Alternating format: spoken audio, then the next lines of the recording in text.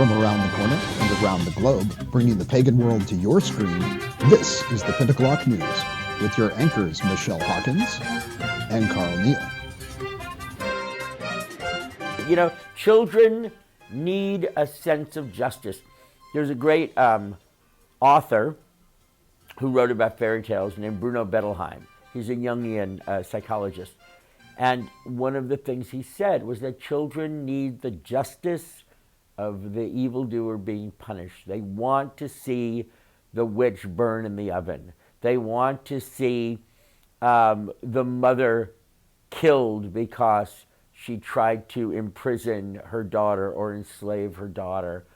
This is a sense of justice that people want to have. And that was Kenny Klein in an interview with the Pent O'clock News in February of this year.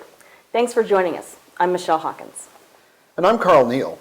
Kenny Klein, well-known pagan author and musician, was arrested at his home in New Orleans, Louisiana on March the 25th and charged with 25 counts of possession of child pornography. Klein has been a guest speaker and a performer at pagan festivals and events as well as Renaissance fairs around the country for decades. He's the author of several pagan-oriented books and has recorded more than a dozen CDs. About half of Klein's CDs were recorded with his ex-wife, and the others recorded as a solo act after a messy, somewhat public divorce. Klein has written several books about fairies and associated rituals for a pagan audience, as well as a book about the role of men in modern paganism. Klein's newest book on fairy magic is due for release in May of this year. There's no official word yet if that release date will be impacted by Klein's arrest, but it seems all but certain. I spoke earlier with Trooper Melissa Mady of the Louisiana State Police about Klein's arrest. Can you tell me about the arrest? The Louisiana State Police detectives that are assigned to the Special Victims Unit had received some information that Klein was in possession of child pornography. Were able to get a search warrant, and along with the Louisiana Attorney General's office and the New Orleans Police Department, we executed that search warrant and found numerous videos and images involving children. After those videos and images were found, that's when Klein was placed under arrest and he was booked into the Orleans Parish Jail. Did Mr. Klein resist in any way? No resistance. How was the case against Klein developed originally? We have various ways of getting information. So we work with other law enforcement agencies and also online. We're able to work online in order to develop information or develop information on people that are in possession of child pornography. So then this case did not originate from a tip. The case was the result of an active investigation by law Correct. Enforcement? This investigation on Klein began in February of 2014. Now, some reports have stated that Klein has confessed to some or all of the charges. Are you able to confirm this for us? After they arrested him, there were statements that were taken from him. However, those statements or any admissions from him are still considered evidence at this point. All right. Well, Trooper Mady, thank you so much for your time. We appreciate you speaking with us and providing this information to the pagan community. If you need anything, just let me know, email me back, and we'll take care of whatever you need. Although a report in the Times-Picayune newspaper has claimed that Klein confessed to police shortly after his arrest, so far we've been unable to verify this claim. Sources close to Klein vehemently deny that he offered any confession whatsoever. I've also been in contact with Klein's live-in girlfriend and co-author of his upcoming book, Lauren DeVoe, who did not wish to make an extensive public statement, but who told me, quote, "I've been devastated by our community's reaction and the lynch mob mentality that has come out. Kenny has been a respected member of the community for over 30 years. He deserves better than this," end quote. As you might gather from Ms. Defoe's statement, the reaction from the public community has been overwhelming. Klein's books and music are being removed from many store shelves, and it appears that the publishers of some of Klein's books have suspended sales. The pagan blogosphere was initially in shock and disbelief, in some cases with calls for Klein's public ouster from the pagan community. Many of the comments and blog posts have condemned Klein, and a variety of news stories about his past behavior have circulated. There have been others who have come to Klein's defense in a very tense situation in parts of the web. After the initial shock of outrage, many community leaders called for calm and patience for the legal system to do its work. Carl spoke with Christian Day, pagan author and host of Hex Education podcast. He is also the owner of successful pagan shops in Salem, Massachusetts, and New Orleans, Louisiana. Carl spoke with him about the reaction in the New Orleans community to Klein's arrest, as well as the reaction on the web. What are you hearing in the New Orleans community about Klein's arrest? From what I'm hearing around town, what little I'm hearing, the consensus seems to be from the various organizations that until the secular media asks about his religion, that why do we need to bring this up? You know, I mean, that's been my concern in the blogosphere, and the reason I'm commenting on it now is because the cat's already out of the bag. Why do you think there's been such a strong reaction to this story in the blogosphere? I think a lot of it comes from the emotions people feel when they see organizations like the Catholic Church not turning their perpetrators over to the authorities. And while I think that they should, and I think we should, I don't think either the church or paganism should be making such a spectacle out of this. This has brought some of the worst elements out of the woodwork over the last few days. And that concerns me much more deeply than this case, which we don't even know the end result of. So what kinds of things have you been reading online? Well, the first one that I saw posted was The Witching Hour with Peg Alloy, and I didn't really care for the subject line of prominent pagan arrested, you know, what have you. I feel like, it's not that I think we should hide it, why do we have to highlight the fact that he's pagan? We always get upset when the secular media comes out and says, you know, witch, you know, found with 100 dead cats in her freezer in Wisconsin. Everybody's screaming, why are they calling her a witch? Well, how can we expect them not to highlight the person's pagan religion when we're doing it ourselves? In fact, none of the secular media has highlighted this. You know, and then Peg, rightfully so, was on the Wild Hunt, you know, speaking out that she's concerned that this is kind of turning into a witch hunt. Christian Day, thank you so much for joining us and sharing a local viewpoint. Well, I'm glad I could be of help. You have a great night. You do the same. Thanks. Bye-bye. Take care, pal.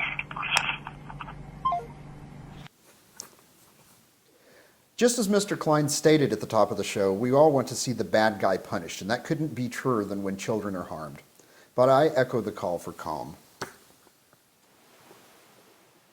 The American justice system is certainly not perfect, but is still the best means we have to protect ourselves and each other.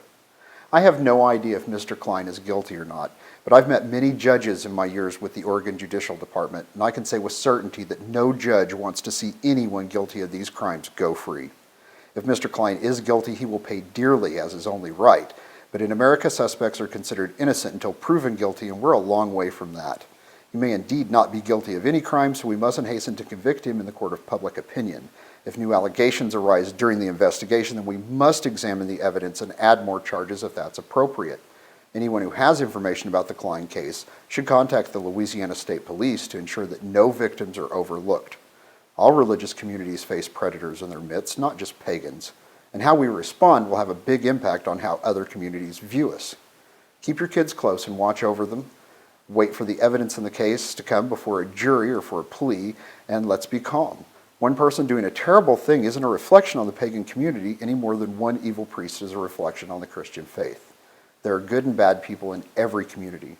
Remember, the most important people who are watching are our children. How we respond to this situation might impact how future generations of pagans will deal with serious allegations and outbreaks of hysteria. We must never allow ourselves to fall victims to witch hunts. We know better. In another sad piece of news for the pagan community, on March 17th, well-known pagan teacher, author, editor Don Craig crossed the veil. The former roommate of Scott Cunningham and longtime Llewellyn author and editor was diagnosed with stage 4 pancreatic cancer in late 2013.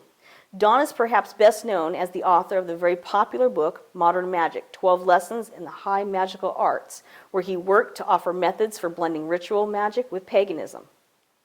He was also widely known as the editor of New Worlds magazine. Don's smile and approachable style will greatly be missed. A funding page has been set up to help pay for Don's medical and funeral expenses. During the last year, the pagan community has lost many of its elders and founders of modern neo-paganism in America. Steve Moore, Neville Drury, Judy Harrow, Stanley Modzirk, Jonas Trakunas, Hyperion, Randy Sapp, Colin Wilson, Olivia Robertson, Lane Redmond, Zan Frazier, Alan Lowe, and Peggy Hall all passed during the last 6 months alone. As the founding elders of modern American paganism advance in years, new generations of pagans continue to steady their words and works. Long after the wheel has turned for them, we can still learn from their writings and rare recordings, but that is nothing like their living legacies. As we lose these leaders from more difficult era, it is sad to know that much of their knowledge may be lost because it has not been documented or preserved. We here at the Pent O'clock News hope that more of the legacy of our remaining elders is preserved for generations yet to be born. That is one of the reasons that we do this show. It really is, Michelle. One reason that we launched the Pent O'clock News was to document and preserve the important events that impact the pagan community. Now, whether that's a lecture by a pagan elder, the hiving of a new coven, an annual festival, or an insightful conference, we want to have our camera there to preserve that wisdom and the energy of that moment for future generations. Now, our sister show, Magic Moment, seeks to document the words, the thoughts, and teaching of people from all walks of the pagan community. You don't have to be a famous author or a well-known ritualist to have insight and wisdom that will be of value to all generations. It's an impossible task to document everything. It would take thousands of cameras rolling around the clock to even attempt it, and nobody wants to see a world like that. I know I don't want to live in a world like that. We do, however, want to preserve as much as we can without spoiling what we're trying to record. We're often asked how we select subjects for our reports and how a particular elder, event, or organization can be featured on one of our shows. People recognize the importance of preserving today for the people who will be here tomorrow. The easiest way to be featured in a report is to do what the folks at Pagan Faire in Oregon did: invite us. One important aspect of documenting our elders' wisdom is the retention of that documentation in a way that is actually useful for future generations. Heather Green of The Wild Hunt wrote an excellent editorial about achieving and preservation within the pagan community. Her article discusses a number of archiving projects and why this is important, and we couldn't agree with her logic. Couldn't agree more with her logic. Indeed. Excuse me. And speaking of Heather Green and The Wild Hunt, we want to salute The Wild Hunt and congratulate everyone there on the 10th anniversary of the Pagan News site. Yay! Now, Jason and his team have definitely proven that it is not only possible to do a daily Pagan News blog, but also that there's a demand for it. The Wild Hunt continues to set the bar for original professional journalism in the pagan community, and it's an invaluable resource to us here at the Pent O'clock News. As part of the evolution of this site, the Wild Hunt made a major announcement to coincide with their March 29th anniversary. Among a number of changes at that site, it was announced that Heather Green, a contributing writer at the Wild Hunt, not to mention the author of the article on archiving, has been named managing editor. The selection of Green marks the start of a new era for the Wild Hunt, and we wish them great success as they continue to blaze the trail for pagan media of the future. Absolutely. You know, the Wild Hunt's a great site. If you haven't been there, I hope that you will go and check it out. Sadly, this comes at the same time as another stalwart of pagan news. The Pagan Newswire Collective announced that they have ceased operations. Although several scattered news bureaus may continue to operate, the uniting Newswire Collective has stopped. We thank everyone at the Collective for the wonderful information they've provided to us over the years. We'll be right back after this message. The next time you're on the Oregon coast, be certain to stop by Ancient Light in Waldport. Ancient Light is Oregon's premier shop for incense burners, herbs and charcoal, crafting supplies, pagan and new age music, jewelry, clothing, books, pottery, and much more. Sit and chat for a while or come over for one of Ancient Light's many workshops and classes. Ancient Light, 145 North Arrow Highway 101 Waldport, or on the web at ancientlight.info, keeping Oregonians connected to the earth and sea in every season. Welcome back. Now, as you just saw, there have been some significant changes to the Pent O'clock News since last year. The addition of commercials is just one of those changes. For those of you who are watching on public access stations, you still won't see the commercials. That's outside of their rules. But those of you watching online will see several of these kinds of changes. What you may not know is both the Pent O'clock News and Magic Moment went into hiatus at the end of 2013 because Carl was in a serious accident and suffered some significant injuries. I can tell you that he continued to hunt for affordable camera equipment and bemoan his inability to record video even before his 5 broken ribs and shattered shoulder blade had begun to mend. Sometimes it was hard to tell if his drive to work on the shows came from deep commitment to the pagan community or if we were giving him too many painkillers. But no matter the reason, he was anxious to resume recording programs, especially given all of the changes of 2014. That's true. Now, I do want to thank everyone who sent well wishes and healing energy to me. There's still likely a surgery or two ahead for me, but I'm excited to be back in the studio producing new episodes again at last. Now, as you saw a moment ago, our shows have now transitioned from the public access shows that we recorded in 2013 to independently produced commercial shows. This means that we now have the ability to not only incorporate commercial advertising into our shows, but also have the ability to create broadcast quality television commercials for the pagan community that can be used anywhere from local television stations, podcasts, and even on your own websites. Not only will pagan shops and other businesses be able to take advantage of this, but any groups, festivals, authors, and others who have events or products to promote can now get video production work done at staggeringly low prices. We can produce public service announcements that can be submitted to commercial broadcasting stations to promote understanding and awareness. Video production services and broadcasting of commercials takes the pagan community into a whole new realm. Want to produce a video promoting your festival grounds? Video brochures are a fantastic way to do that. Would you like to have a documentary done about your annual group ritual? We can help. This will also allow us to include information and stories that we were unable to produce previously. Video production costs are well below the industry norm for our pagan customers, so ask about any video project that you might want to create. But that's not the limit of the changes. We are also widening the scope of both of our programs. We have always wanted to do this, and now the time has come. Absolutely right. Although we often focus on stories from people and events that take place near our studios here in Oregon, we always intended the Pent O'clock News to be a national program covering pagan people, places, and events from coast to coast. Obviously, our shows don't have very large budgets, and they're primarily an act of love. So our ability to travel and directly report from events outside the Pacific Northwest is limited, extremely limited. What we want to see going on in all parts of the country, including your community.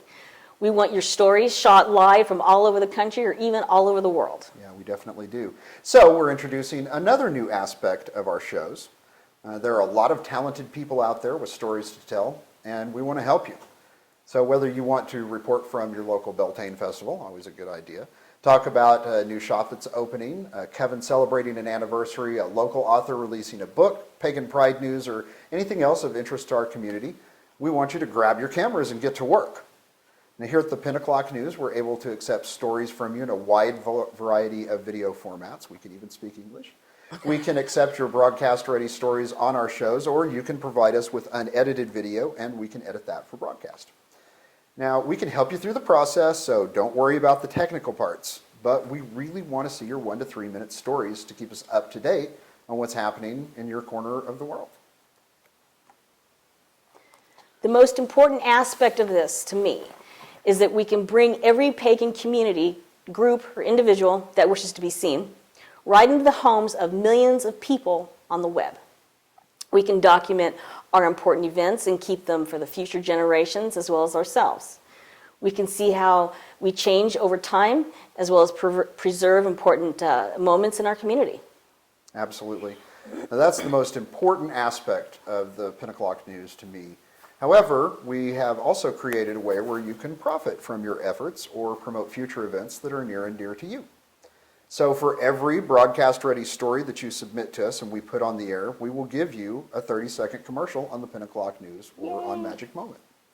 Now, if you don't have an event or a product of your own to promote with your commercial time, well, you can always use it to promote your favorite local store or even charge local customers to create and air a commercial for them.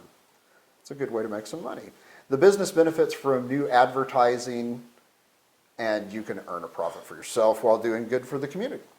So if you send us your stories that require editing for every 2 of your stories that we broadcast, we'll give you that same 30-second commercial spot. So just email me if you'd like to know more about advertising, video, or commercial production, or getting your stories shown on a future episode of the Pent O'clock News. We'll be right back. Natural incense connects mind, body, and spirit to the elements as nothing else can. Mermaid Arts offers natural incense, handcrafted in small batches by one of America's master incense makers. We also offer incense accessories, including electric heaters, sensors, charcoal, tools, and raw incense materials. Mermaid Arts, consciously crafted natural incense and fragrance since 1984. Welcome back. I was lucky enough to be a presenter at PantheaCon in San Jose, California in February. And while I was there, I had the opportunity to speak with a variety of authors, musicians, and other members of our community. It was actually a complete blast. So here's just a few minutes of those interviews. Hope you enjoy. So it sounds like, as an occult practitioner yourself, occult meaning hidden, that your music has a hidden occult undertone to it. I couldn't have said it better myself. Awesome. Now, you know, I'm a writer, I'm an author, and I've got 16 books currently still in print, and they've been translated into 12 languages, and it's sort of my day job. The music just popped up again after many years, in about the last 5 years, and we can probably say it's just part of my 5th midlife crisis. So I just have to ask before you perform for us. So a lot of occult practitioners, they take things very seriously. It's a very stern kind of practice. Do you think that humor has any place in occult practice? If it doesn't have a place, I don't have a place. So, yes, absolutely, and especially in spiritual matters, especially in occult spiritual matters. If you don't have a sense of humor, you are well on your way of losing your sanity. But I also am a mystical guy, and I am convinced that there's such a thing as reincarnation. It might not be exactly the way we think of it. You know, it might be a sleight of hand of genetic memory and quantum physics. But I have memories of previous incarnations. I've got 2 songs on the Gentle Heretic. One is called I Once Was the Hero of Megiddo. And I've got another one called Bernice, where I'm singing to my girlfriend in 1928. All right. So I understand you have a new book coming out from Llewellyn. Actually, it was published already. Oh, so it has already Yes. come out. Yes. What's the Yes, it topic? The title is Demystifying the Out-of-Body Experiences. So it's on the process or the ability to have out-of-body experiences and have these experiences, while the physical body sleeps. It has a lot of different types of techniques, for people to really develop the skill on their own, of course. But at the same time, the intention is to try to explain what is it that they may encounter once they, have the experience. And different people have different main objectives. But some people do it, first of all, because they want to overcome the fear of death. They want to realize more in the practice and in the experience and not just in the theory that they are more than the physical body. Other people do it because, for example, they want to make contact with relatives of theirs or friends of theirs that already passed away, which in the out-of-body experiences is very feasible. Other people do it because they realize that before being born, people many times they plan their main tasks of their life, what people like to call the life mission. And then in an out-of-body experience, you can gain information that is going to help you to understand, what was your initial intention for having out-of-body experiences. Other people do it mainly because they want to contact these more evolved beings that are very positive and that want to help us, and usually we call them of spirit guides or mentors or angels. And then in an out-of-body experience, you can have a communication more direct, more, without too many obstacles, with them and consult things. So really there are a lot of different reasons why people, want to do the out-of-body experiences. Going from the idea of the person mainly focusing on themselves and, I need this and I need that, to what does the community or other people need, and then trying to use many of your skills, to try to help other people and try to help other people grow even. We many times take our cues also from these more advanced beings, like spirit guides and everything, and we realize that one of the things that makes them so advanced is the fact that they are able to value assistance to others so much. And that also, gives them a certain refinement of their ethics, that is greater. So that somebody who's interested in learning about this, what's their first step? Obviously, getting your book is going to be a big help, but what is it that they need to do? Yes, that can help a lot. In the practice, one of the things that helps people the most is that, we have the physical body and we have the so-called astral body, which is the one with which people do their astral travel or out-of-body experiences. But in between those two, we have also this energetic body that many times people call the etheric body or energy body, really. And that energy body, if we can put it in good shape, it allows us to control the disconnection from the astral body, from the physical body. So in essence, what people need to do is to do an energetic exercise or exercise their energetic body so that it is not rusty and out of shape simply because of lack of use, no fault of individuals in general, just simply lack of use, so that it's in a better shape, and then they can start to control the disconnection easier. Of course, we can say, we can tell about our experiences, and we can say, I did this, I did that, I did X, I did Y. But I think that what helps people the most is when they can experience that reality firsthand, so that it's not just the theory or something that somebody said, but it's something that they actually live through and that they can now corroborate or confirm and, can take maybe a little bit more of center stage in their life. And you didn't need to travel to California to attend great pagan gatherings. Sister Spirit invited our camera to visit their spectacular Pagan Faire held March 22nd in Hillsboro, Oregon.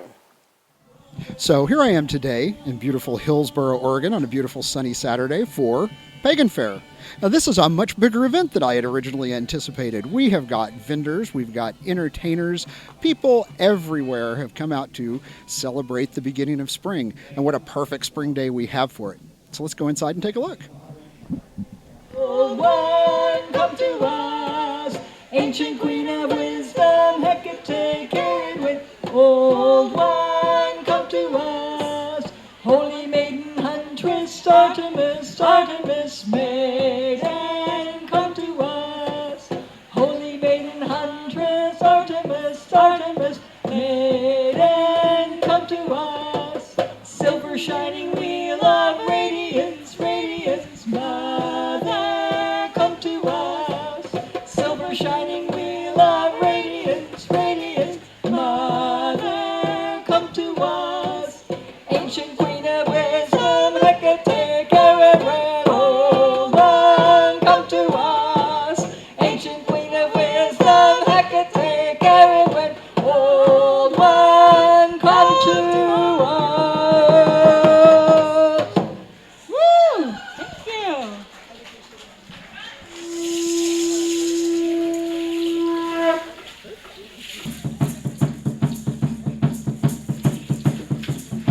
This year's Pagan Faire was an amazing collection of a huge variety of vendors and some absolutely fantastic performers, dancers, and drummers. Just an amazing collection of people. Right? And that's what I can say about Sister Spirit as well. They're an amazing collection of people.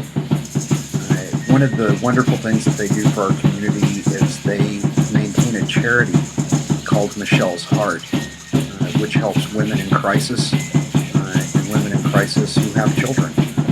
It's really a wonderful, wonderful thing that they do for our community, a tremendous service, and just one of the great things that Sister Spirit and similar organizations across the country do. So our thanks go out to them for the wonderful work that they do for our community. And let's listen to a little more drum.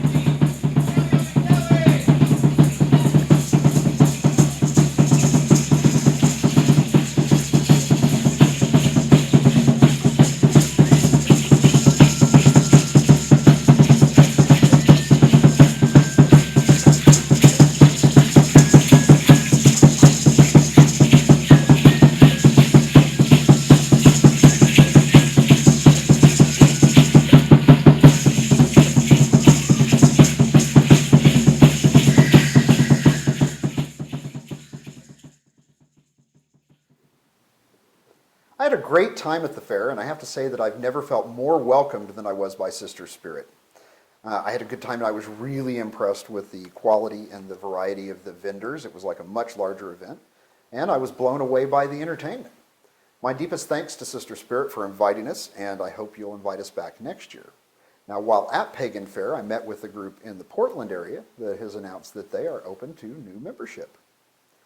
The Temple of the Gnarled Oak Coven says, quote, "The temple is a self-empowering, life-affirming, spiritual collective dedicated to the preservation of Mother Earth and the renewal of the worship of the old gods in a modern context," end quote. They're open to new members, and if you're interested, you can learn more at templeofthegnarledoak.webs.com, or you'll find a link on our website. For those of you in the Sacramento, Modesto, Reno areas, there's a Beltane Festival being held May 1st through 4th at the Blue Mountain Event Center in Wilseyville, California. This is an annual gathering, and it's held in a real showcase of the Sierras. Beautiful. You can find more information at bluemountainpresents.com or on Facebook. You can find a link on our website at pagantv.org. And while I was interviewing people at PantheaCon, I just happened to bump into an event organizer who lives just a little way up I-5 from our studios here in Oregon. Now, he's hosting a Beltane Druidic ritual in Vancouver, Washington on April 26th. Let's hear some more about this event. We're an ADF group. We do ADF Druidry. So this ritual is primarily for providing a space for the public to honor what we call the three kindreds, our ancestors, nature spirits, those are animals, fin, fur, scales, as well as what we call the shining ones, which are all the gods and goddesses. So essentially, this is a ritual where the public could come together as a community and honor each other's gods and goddesses. So why do a public ritual? Well, I moved from Los Angeles, and in Los Angeles, there's a lot of public rituals. I come up to Portland, and it seems you really, really have to know somebody to find out what ritual's going on. So I've been doing ritual for many, many years, and I wanted to provide a space for people who maybe don't have a group. Here's a list of the upcoming events from around the country. Look for an event in your area.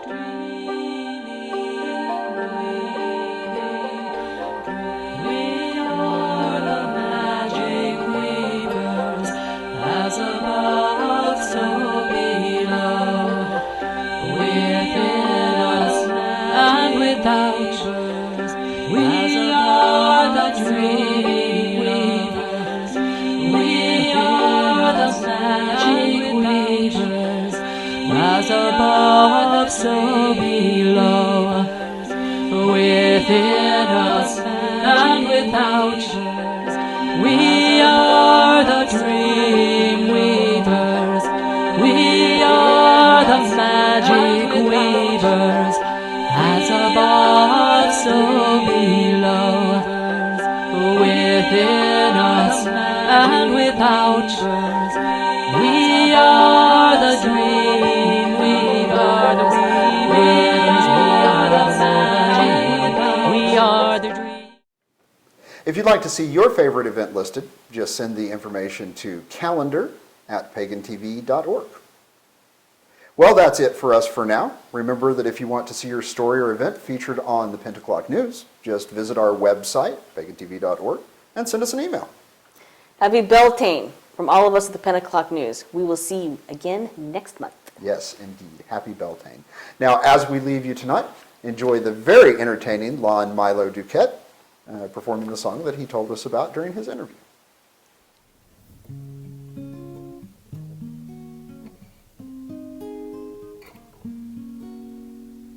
Bernice,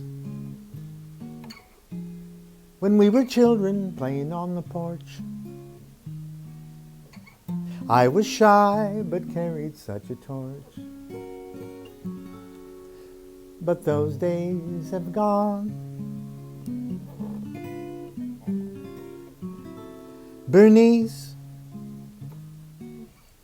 we're both in college, class of 28. Both carnal knowledge majors, ain't it great? Now this is my song.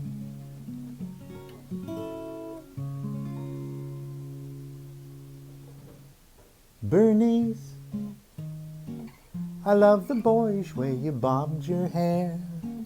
I love the hemline of your skirt up there, way above the knees.